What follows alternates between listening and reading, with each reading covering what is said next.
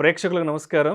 ఫిబ్రవరి 10, 11 తేదీల్లో అంటే శనివారం, ఆదివారం ప్రముఖ స్టాక్ మార్కెట్ అనలిస్ట్ సుందరరామరెడ్డి గారు ETF index funds, mutual funds మీద ఎడ్యుకేటివ్ వెబినార్ కండక్ట్ చేయబోతున్నారు. దీనికి ₹3,000 ఫీజు పే చేయవలసి ఉంటుంది. ఆసక్తి ఉన్నవారు ఈ కింద స్క్రోల్ అవుతున్న నెంబర్ కాల్ చేసి వెంటనే మీ రిజిస్ట్రేషన్స్ను పూర్తి చేసుకోగలరు.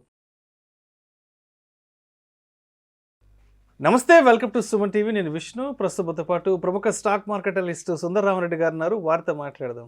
సార్ నమస్తే. సార్ సుందరరామరెడ్డి గారు. నమస్తే సార్. సుందరరామరెడ్డి గారు, ఇవాళ కేంద్ర ఆర్థిక మంత్రి నిర్మలా సీతారామన్ మధ్యంతర బడ్జెట్ను ప్రవేశపెట్టారు. సో బడ్జెట్ విలువ ₹47.65 కోట్ల బడ్జెట్ను ప్రవేశపెట్టారు. ఏంటి అసలు ఈ బడ్జెట్ కేటాయింపులు అనేవి ఏ విధంగా జరుగుతాయి? అదేవిధంగా ప్రభుత్వానికి ఆదాయం అనేది అసలు ఏ మార్గాల ద్వారా చేకూరుతుందంటారు? తాకట్టులో ఉన్న బంగారాన్ని విడిపించి ఆ రోజు ఆన్లైన్ రేటుకే మేము కొంటాం. Sharma gold company. Right. Total estimated expenditure ఈ సంవత్సరం మొత్తం మీద 47 lakhs crore అండి. అందులో 30 lakhs crore మాత్రమే మన రెవెన్యూ అనమాట. మిగతా మొత్తం బారోయింగ్స్ ద్వారా అనమాట. సో మొత్తం ఇండియాకి రెవెన్యూ ఎలా రాబోతుందంటే బారోయింగ్ అండ్ అదర్ లయబిలిటీస్ ద్వారా 28% వస్తుందండి. అంటే అప్లై చేయడం ద్వారా వస్తుంది అనమాట ఇది. అండ్ తర్వాత మెయిన్ ఇన్కమ్ వచ్చేసరికల్లా ఇన్కమ్ ట్యాక్స్ అండి. And every year employees and other personal income ద్వారా వచ్చేది 19% వస్తుంది ఇన్కమ్ ట్యాక్స్. అది second biggest revenue. Third one GST and other taxes అండి. అంటే 18% ఎక్స్పెక్టేషన్ రెవెన్యూ అంతా కూడా జిఎస్టీ నుంచి వచ్చిందని ఎక్స్పెక్ట్ చేస్తున్నారు.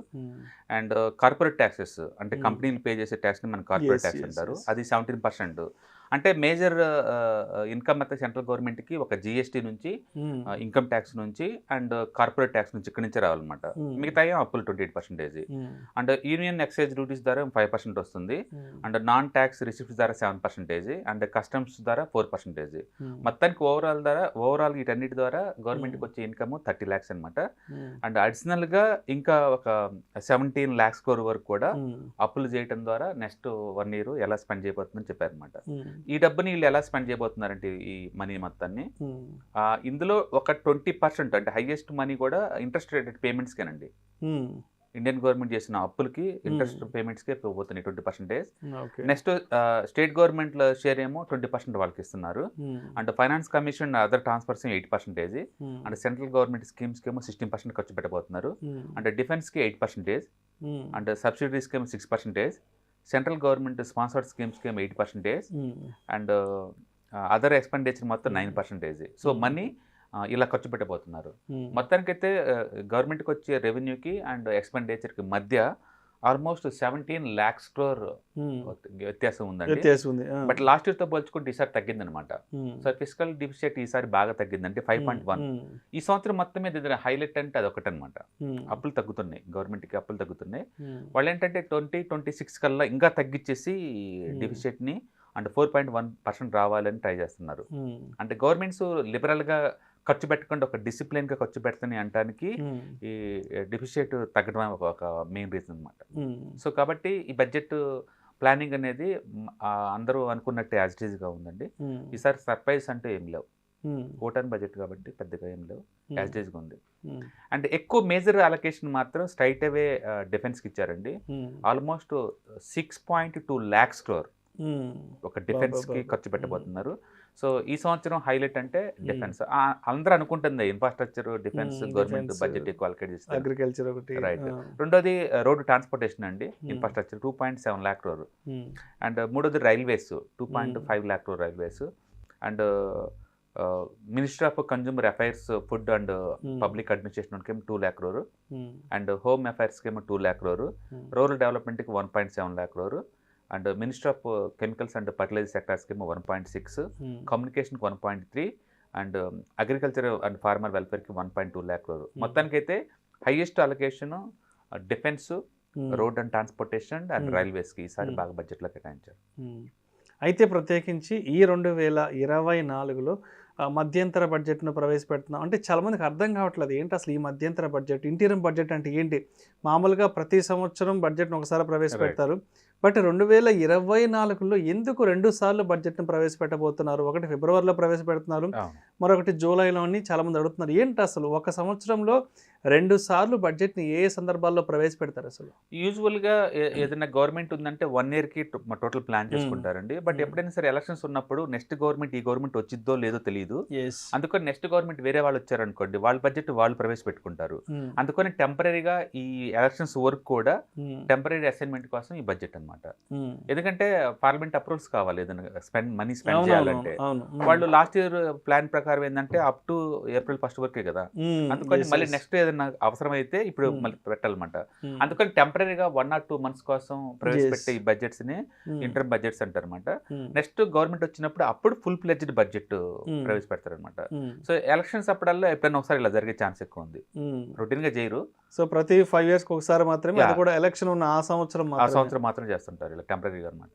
దీన్ని ఓట్ ఆన్ అకౌంట్ బడ్జెట్ అంటారు. But it's temporary. అయితే బ్రిటిష్ వాళ్ళు పెట్టిన టైం దగ్గర నుంచి కూడా.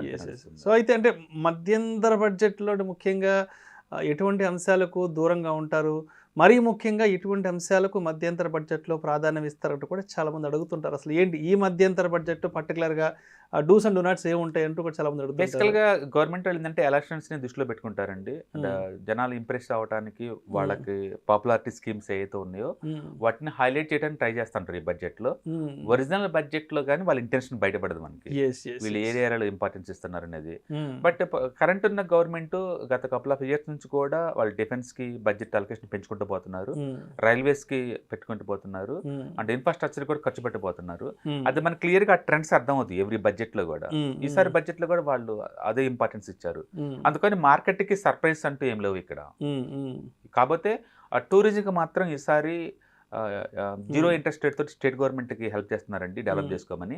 అంటే పర్టికులర్ లక్షద్వీప్ ఈ మధ్య కాలంలో చాలా పాపులర్ అయింది కదా, దాన్ని కూడా ఇంకొకసారి ఆ పేరుని మెన్షన్ చేసేసి ఇంట్రెస్ట్ ఫ్రీ లోన్స్ ఇస్తాము, డొమెస్టిక్ టూరిజం డెవలప్ చేయమంట, పోర్ట్ మేనేజ్మెంట్స్ కావచ్చు, టూరిజం కావచ్చు, ఇవన్నీ కూడా. G20 తర్వాత అన్ని చోట్ల టూరిజం గురించి ఎంక్వైరీస్ బాగా వస్తున్నాయి, దాన్ని ఎన్కాష్ చేసుకోవాలని చెప్పేసి టూరిజం కూడా స్పెషల్ గా మెన్షన్ చేశారనమాట. మొత్తానికి ఈ గవర్నమెంట్ టార్గెట్ క్లియర్ గా అర్థమవుతుంది. అంటే సెల్ఫ్ సఫిషియెంట్ గా డిఫెన్స్ ఉండాలి, రెండోది ఇన్ఫ్రాస్ట్రక్చర్ రోడ్లు బాగుండాలి, అండ్ రైల్వేస్ వందే భారత్ అన్ని చోట్ల కనెక్టివిటీ ఉండాలని చెప్పేసి ఆ 3 ఏరియాలో వీళ్ళు బాగా ఫోకస్ చేస్తున్నారండి. అంటే క్లియర్ గా ఈ సంవత్సరం కూడా వీటిని హైలైట్ చేశారు. రైట్. సో అదేవిధంగా బడ్జెట్ అనగానే ఎక్కువ మంది ఎక్స్పెక్టేషన్స్ పెట్టుకునేది ఇన్కమ్ ట్యాక్స్కి సంబంధించిన మార్పులు చేర్పులు ఉంటాయా అని ఎక్కువ మంది ఆశాజనకంగా ఉంటారు వేతన జీవులు. మరి వేతన జీవుల విషయానికి వస్తే ఇప్పుడు ప్రవేశపెట్టినటువంటి మధ్యంతర బడ్జెట్లో ఏమైనా కీ అనౌన్స్మెంట్స్, కీ హైలైట్స్ ఏమైనా ఏం లేవండి ఈసారి. వాటి గురించి ఏం టచ్ చేయలేదు, వాళ్ళు టచ్ చేయలేదు. ఎవరైనా పాత బకాయిలు కనుకుంటే 10,000 వరకు ఎగ్జామ్షన్ ఇస్తా ఉన్నారు తప్ప కొత్తగా పెంచడం కానీ, రేంజ్ పెంచడం కానీ, తగ్గడం కానీ, ఎగ్జామ్షన్స్ కానీ ఏం లేదు.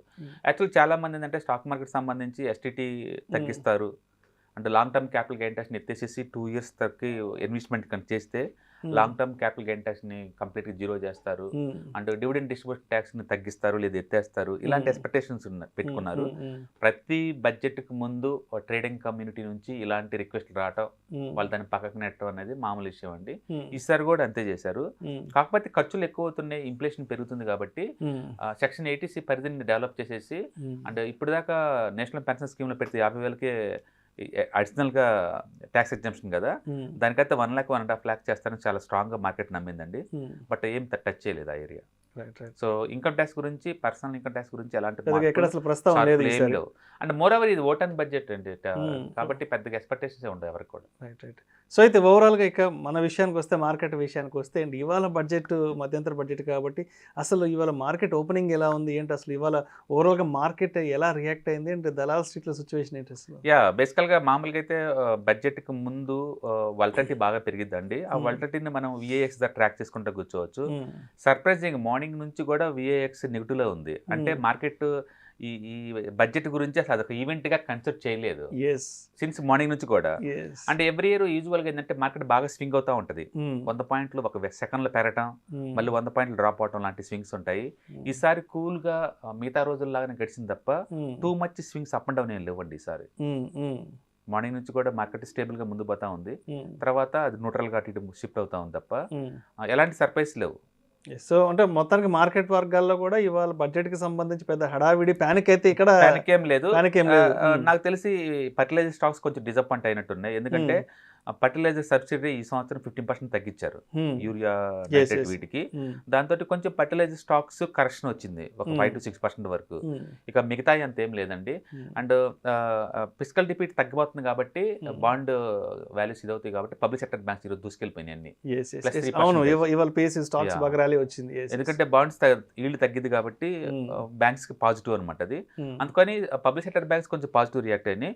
అంటే ఫర్టిలైజర్ స్టాక్స్ డౌన్ అయినాయి. Otherwise overall market it's okay, just neutral market. Right. Thank you so much Sundara Reddy గారు. ఇవాళ కేంద్ర ఆర్థిక మంత్రి నిర్మలా సీతారామన్ గారు ప్రవేశపెట్టిన మధ్యంతర బడ్జెట్కి సంబంధించినటువంటి కీ హైలైట్స్ గురించి మన ప్రేక్షకులకు మీ విశ్లేషణ ద్వారా చాలా చక్కగా తెలియజేశారు. Thank you so much sir.